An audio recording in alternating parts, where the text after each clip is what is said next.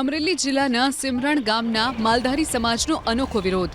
મોટી સંખ્યામાં પશુઓ સાથે માલધારીઓ મામલતદાર કચેરી પર પહોંચીને ગૌચર અને સરકારી ખરાબાની જમીન પર થયેલા ગેરકાયદે કબજાને દૂર કરવા રજૂઆત કરી। માલધારીઓનો આરોપ છે કે ગામની અંદાજિત 1800 પૈકી માત્ર 500 થી 600 વીઘા ગૌચર જમીન ખુલ્લી છે। સરકારી ખરાબાની જમીન પર પણ ગામના કેટલાક લોકોએ ગેરકાયદે કબજો કરી લીધો છે, જેથી તેમને પશુઓ માટે ચારો મળતો નથી।